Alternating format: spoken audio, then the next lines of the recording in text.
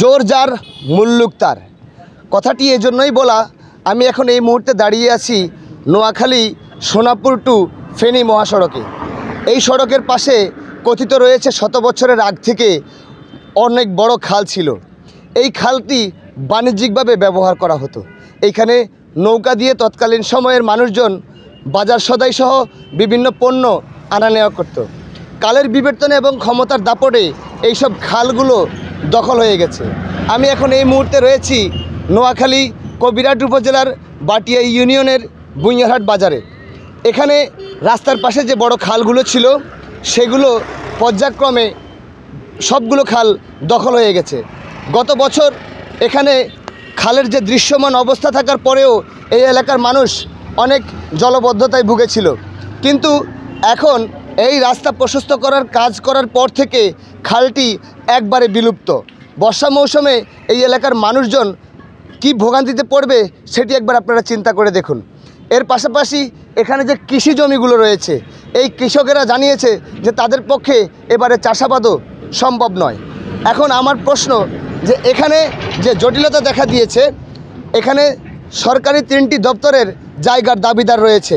প্রথমত হচ্ছে roads and highway, পানি উন্নয়ন বোর্ড এবং জেলা পরিষদ। এখানে কেউ কেউ বলছে জেলা পরিষদ থেকে লিজ এনেছে, কেউ বলছে পানি উন্নয়নের থেকে লিজ নিয়েছে। এইভাবে তারা এক একজন এক একটি যুক্তি দাঁড় করিয়েছে। কিন্তু প্রশ্ন হচ্ছে তিনটাই তো সরকারি প্রতিষ্ঠান, সরকারি সংস্থা। এই সংস্থা যখনই চাইবে তখন এই জায়গাগুলো ছেড়ে দিতে বাধ্য হবে। আমরা এখানকার সহকারী কমিশনার ভূমি অর্থাৎ যিনি এসিল্যান্ড রয়েছেন তার সাথেও কথা বলেছি এই বিষয়ে। তিনিও এমন জটিলতার কথাই আমাদেরকে জানিয়েছে। আমরা একটু শুনতে চাই এখানকার যারা স্থানীয় বাসিন্দা রয়েছে বা রাজনৈতিক সামাজিক নেতৃবৃন্দ রয়েছে তাদের কাছ থেকে একটু শুনতে চাই যে এখানে কিভাবে এই খালগুলো দখল হয়েছে, এইগুলো দখলমুক্তকরণে কি করণীয় রয়েছে আমরা একটু জানতে চাই। আপনি একটু বলবেন যে এই খালগুলো কিভাবে দখল হয় এবং কারা কিভাবে দখল করেছে।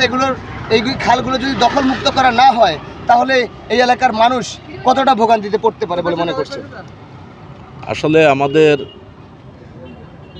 আমাদের নোয়াখালীতে এবং আমাদের ফেনী এবং সোনাপুর যে সড়কটা আছে, এই সড়ক সংলগ্ন যে খালটা আছে, এই খালের আমরা অতীতেও দেখেছি এবং আমাদের বাপদাদা আমলও আমরা দেখেছি। এখানে আমিও বুইয়ারহাট বাজারের একজন ব্যবসায়ী, আমিও সমনি থেকে যে মালামাল ক্যারি করতাম এবং মানুষ চলাচলের যে সময় রাস্তাঘাট ছিল না, এই একমাত্র বাহন ছিল আমাদের ফেনী এবং সোনাপুর সড়কের সংলগ্ন বুইয়ারহাট বাজারের উত্তর পাশে যে খালটা আছে, সেই খালে দিয়ে মানুষ চলাচল করত নৌকা দিয়া, এবং নৌকাই আমাদের একমাত্র বহন ছিল।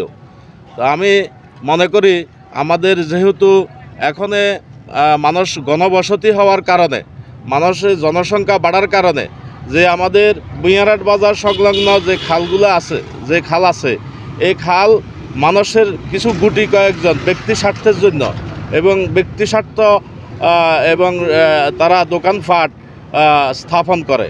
সেই আলোকে বর্তমানে আমরা গত 24 সালে যে আমাদের যে আমরা যে ফানিবন্দি ছিলাম এবং বন্যা কবলিত ছিলাম, একমাত্র খাল ভরাট করে দোকানপাট এবং বাড়িঘর নির্মাণের কারণে পানি চলাচল আমাদের ব্যাহত হয়েছে। যার কারণে আমি মনে করি আমাদের বুইয়ারহাট বাজারের দুধমুখা থেকে আমাদের সোনাপুর পর্যন্ত যেসব দোকানপাটগুলো আছে খাল সংলগ্ন, মানুষের পানি নিষ্কাশনের জন্য এবং জলবদ্ধতা থেকে আমরা নিষ্ক্রিয়ের জন্য এবং যেন 2024 সালে গত বছরের মতন যেন আমরা বন্যা কবলিত না হই, সে আলোকে আমি মনে করি বুইয়ারহাট বাজারের উত্তর পাশে, রাস্তার উত্তর পাশে যেসব দোকানপাট সরকারি জায়গা আছে এবং আপনারা আমি উদাত্ত আহ্বান জানাচ্ছি এবং আমাদের কবিরহাট উপজেলার প্রশাসন এবং আমাদের টিওনো সাহেব আছে, নোয়াখালী জেলা প্রশাসক সাহেব আছেন এবং পানি উন্নয়ন বোর্ড আছেন, রোডস আছেন এবং যারা সরকারি সংস্থা আছেন, যেন কোনো অজুহাতবিহীন আমাদের পুনরুদ্ধার করা যায় এবং সেই জন্য আমি উদাত্ত আহ্বান জানিয়ে আমি একটু শুনতে চাই এই বাজারের বর্তমান বাজার কমিটির সাধারণ সম্পাদক। আপনার কাছ থেকে একটু শুনতে চাই যে এখন কি পরিস্থিতি দেখছেন। এবং আমরা ছোটোবেলা থেকে যে বিষয়টা দেখতাম যে এখানে নৌকায় করে মাল বোঝাই করে আমাদের বুঞ্জারহাট বাজারের মালামাল আসতো এবং আমরা এগুলো আমাদের স্পষ্ট আমরা খেয়াল করেছি। আজকে কয়েক বছরের ভিতরে আমরা দেখছি যে এই খালটা আর আমরা খালের কোনো নমুনাই দেখতেছি না। এই খালের নমুনাটা এভাবে বিলুপ্ত হয়ে যাওয়ার কারণ হলো যায় কিছু অসাধু লোক আমাদের রাস্তার দুই পাশে বাড়ি ঘর এবং বহুতল ভবন টবন করে আমাদের খালগুলা এখন ফুরাইয়ে এখানে নিষ্ক্রিয় হয়ে গেছে। আমাদের 10 লক্ষ মানুষ এখানে পানিবন্দী হয়ে থাকে। বর্ষা আসলে আমাদের বাড়িঘরে আমার যে ঘরে আমি বসবাস করতাম ওই ঘরে আমার হাঁটু পরিমাণ পানি এই গত আপনার বন্যায় আমার ঘরের প্রায় 1 হাঁটু পরিমাণ পানি উঠে গেছে ঘরে। এবং এলাকার রাস্তাঘাট তারপরে যে মানুষের চলাচল আমরা কিন্তু পানি বন্দি অবস্থায় আপনারা দেখেছেন। আর আমরা এখানে আজকে এলাকাবাসীর পক্ষ থেকে এবং আমাদের দল মত নির্বিশেষে সকল মানুষের অভিযোগ, আমরা বাংলাদেশ জাতীয়তাবাদী বিএনপির আমাদের উপরেও আমাদের নির্দেশনা আছে। তারপরে সারা দেশে খাল খননের যে বিষয়টা এটার উপরে আমাদের দলীয়ভাবেও নির্দেশনা আছে। ওনারা যেন ওনাদের ওই নির্দেশনাগুলা পালন করার জন্য আমরা এলাকাবাসীও আমাদের কাছে বিভিন্ন অভিযোগ জানাইছে। বিভিন্নবার বুঞ্জারহাট বাজারেও মানববন্ধন করা হয়েছে এবং মিছিল মিটিং হয়েছে এই খালকে নিয়ে।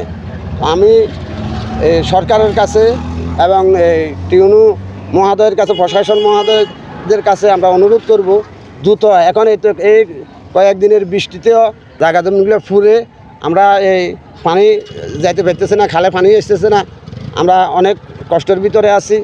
আমরা অনুরোধ করব বুঞ্জারহাট, বিশেষ করে বুঞ্জারহাট বাজারে আগে পিছনে 1 কিলোমিটার জায়গার ভিতরে কোনো রকমের খালের কোনো নিশানে নাই। এখন এক তোলা পানি যে এদিক থেকে এদিক আসা যাওয়া করবে এরকম কোনো ইয়ে নেই। আমরা প্রশাসনের দৃষ্টি আকর্ষণ করতেছি এবং আপনারা এই কয়েকদিনের ভিতরে যদি আমাদের এই খালের ব্যবস্থা যদি আপনারা না নেওয়া হয় তাহলে আমরা অনেক লক্ষ লক্ষ মানুষ কিন্তু এখানে আমরা পানি বন্দি অবস্থায় থাকবো। ধন্যবাদ। বিসমিল্লাহির রহমানির রহিম। আমার জন্মস্থান এখানে বুঞ্জারহাট কেন্দ্রিক, আমার বাড়িঘর সব কিছু এখানে। আমি যতটুকু বুঝি দীর্ঘ সময় এই খাল নাই বললে চলে। বর্তমানে আমি একজন সচেতন নাগরিক হিসেবে বলতে চাই এতটুকু, যেহেতু আমি 24 আওয়ার্সের ভিতরে 20% বাজারে থাকি, 20 ঘন্টায় হিসাব করলে। এর ভিতরে আমার নজরে যে সকল বিষয়গুলি আসে এই সকল বিষয় হচ্ছে ধরেন প্রত্যেকটা বাজার থেকে বাজারে যে সকল ব্যবসায়ী বিন্দু আছে ওনাদের খুঁটিনাটি কিছু না কিছু আবর্জনা বেরিয়ে আসে। এর ভিতরে বিশেষ করে মেজরিটি পার্সেন্ট হয় কাঁচামালের দোকান এবং মাছ বাজার থেকে। তো মাছ বাজার এবং পোলট্রি ব্যবসায়ীদের কাছ থেকে যে কোনো দোকানদারে ময়লা আবর্জনাগুলি নির্দিষ্ট কোনো জায়গা নেই ফেলার মতো। সবাই কী করে আবর্জনাগুলি জুটো করে পলিথিনে বাঁধি নিয়ে খালে ফেলায়। এই খালে ফেলানোর কারণে খালে দেখা গেছে জায়গাগুলি জলবদ্ধতা সৃষ্টি হয়।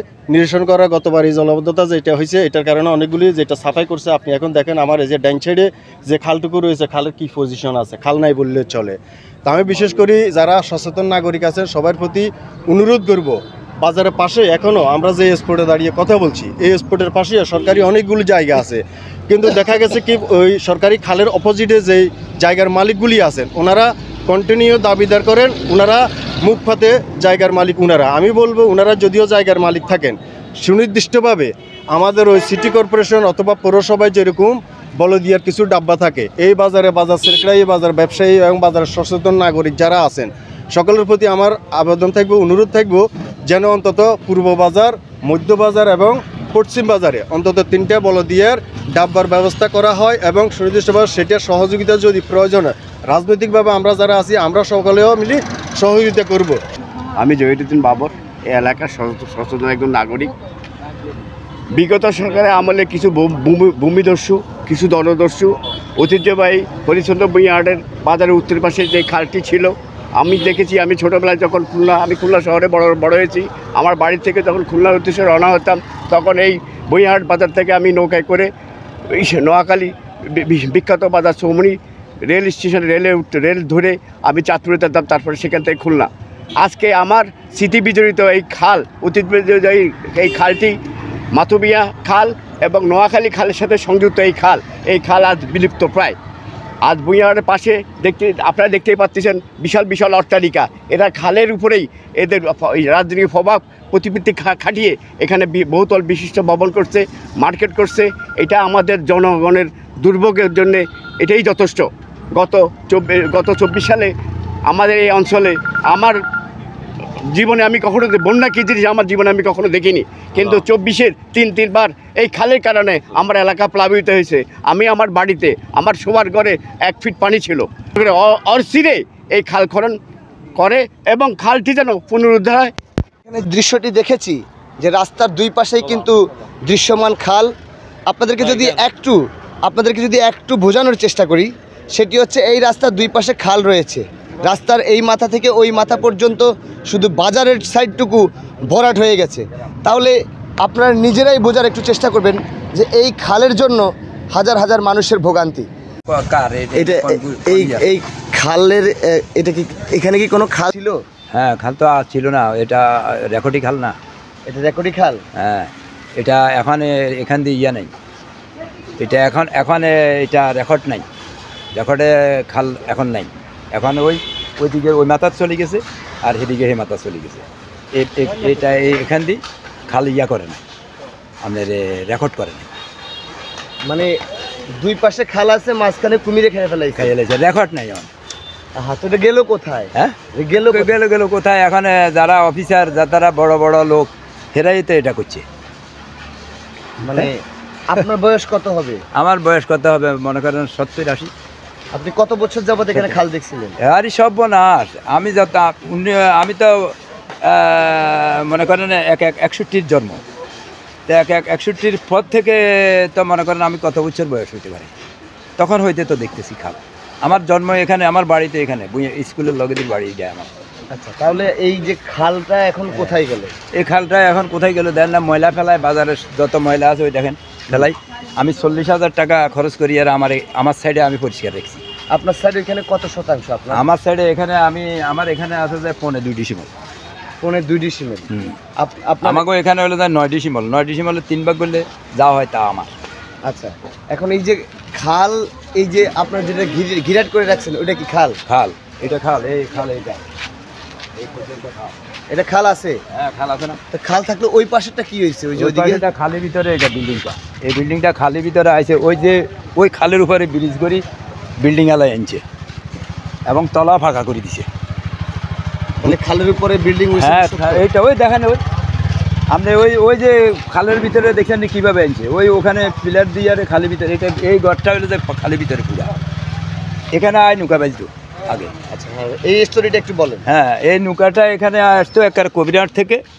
আমরা ধরেন একার আমরা ইয়াতে যেতাম, এটা কি বিড়া কয়, চান্দিনা বিড়া কয়, কিন্তু অথচ খাল কয় চান্দিনা বিড়া। তো চান্দিনা বিড়া শব্দের অর্থ কী? তো এটা জবাব দিব কারে, বলুম কারে? এটা সরকারি জায়গা আমরা দখল করি খাইলে আপনারা না করবো কিনা?